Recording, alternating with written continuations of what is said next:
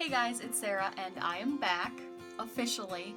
I hope my break wasn't too long for you guys. I'd like to apologize in advance if you hear any weird noises. My guinea pigs are like right over there. So if you hear anything, it's guinea pigs. Okay, this is the very first Foundations Fridays. And unfortunately, it's not going to be a tutorial yet. I figured I should get kind of a safety and qualifications/credentials one kind of out of the way first. Let's talk about teaching credentials. You may know that I attended special effects makeup school. I attended the only special effects makeup school in the United States of America that offers a degree. A degree which I'm holding right here. Here is a picture of me accepting my degree. I do have a degree in special effects makeup. Does that mean I know everything about special effects makeup? Of course not. The thing about special effects makeup and many other artistic careers is that you're constantly learning. You're constantly growing as an artist. But I learned a lot in school, and I learned a lot of the basics, and I learned a lot of the safe ways to do things. So what does my degree have to do with YouTube? The thing with special effects makeup is a lot of the materials can be very dangerous. A lot of self-taught people don't always know the proper safety protocol for some of these products. So sometimes their tutorials are teaching proper, unsafe methods that can lead to lots of consequences that they don't warn you about. And I'm not saying that I'm better than self-taught people, because I know so many self-taught artists that are amazing and crazy talented, and all the fathers of special effects makeup were obviously self-taught because there weren't schools around that they could go to. They just watched movies and ordered magazines and books and kind of figured stuff out. So I'm not saying it's a bad method to just teach yourself and learn things yourself, but you want to take into account, is this source credible? Is this information safe? And with the popularity of special effects makeup, everyone and their brother on social media is now calling themselves a special effects makeup artist.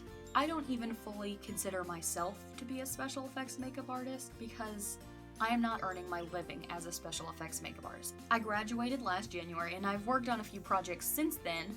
I've worked on a music video, I've worked on an independent film, and I've worked at one of the country's best haunted houses, but I do not actively earn my living as a special effects makeup artist. And I think that's what truly defines someone being a special effects makeup artist is, do you earn your living doing this in the actual industry? I'm not talking about the makeup artists here on YouTube. I'm talking about the people that are working in the film and TV industry. I feel like I've touched on credentials enough, maybe?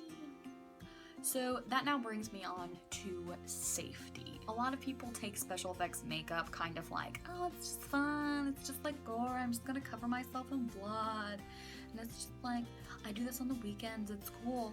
But the thing is, special effects makeup artists, they're like scientists and chemists. We work with so many different chemicals, things that can just do really gross stuff if improperly handled. A lot of people don't realize that, and that's my goal in this, is to tell you about what you're using. There's these really awesome things called material safety data sheets, and there's literally one for every single chemical, whether it's used in special effects makeup, cleaning, hair stuff, anything.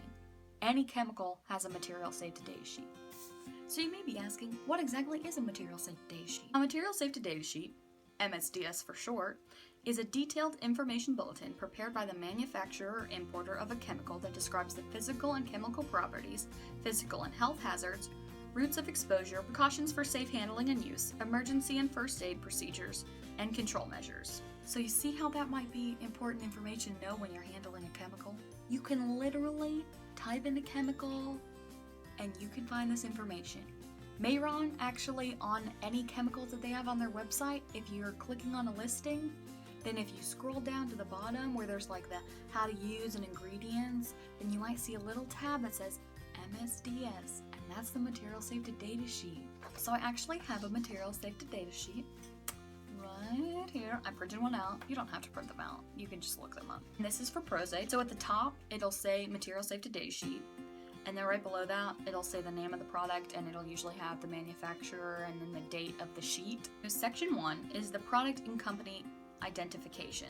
So it has the product name, what type of chemical it is, the company that manufactures it, and their information like their address and their emergency numbers. Then section 2 is the composition / information on ingredients. So it's literally the chemical breakdown. Section 3 is the hazards identification. So this just tells you what happens if you make eye contact, skin contact, if you ingest it. Section 4 is first aid measures. So then what to do if you do get it in your eyes or you ingest it. Section 5 is firefighting measures. So if it is a flammable thing. Section 6 is accidental release measures. So in case a butt ton of Prozade is like dumped in the wild somewhere, what to do. And section 7 is handling and storage. Pretty much what it sounds like, how to store it, how to handle it. Section 8 is exposure controls and personal protection. So should you be wearing gloves? Should you be wearing eyewear? Section 9 is physical and chemical properties. So like boiling point, appearance, does it have an odor? Section 10 is stability and reactivity in case there's any type of chemical reactions it has. Section 11 has to deal with if it's toxic. Section 12 is ecological information. Section 13 is disposal considerations, so how you should dispose of it. Section 14 is transport information, so if there's any restrictions on transporting, shipping. 15 is regulatory information, so if there's any kind of government regulations on it, then that would be here. And then section 16 is other information, so just miscellaneous things you need to know. So the thing with material safety data sheets is that they're kind of a starting point. They're great with telling you warnings about the products, but they don't really tell you how to use it. That comes with hands-on experience and, watching tutorials or reading tutorials or going to school, it comes with that. I hope this Foundations Friday wasn't too boring for you guys. I know it's kind of technical. It's like the first day of school, when the teacher has to pass out the syllabus and go through all the boring information before you can actually do fun things. So I hope going forward on my channel we can have a lot of fun with makeup and be creative with it, all while being safe and learning about the actual products you're using instead of just going through the motions. So I will see you guys next week for a Tutorial Tuesday and a Foundations Friday.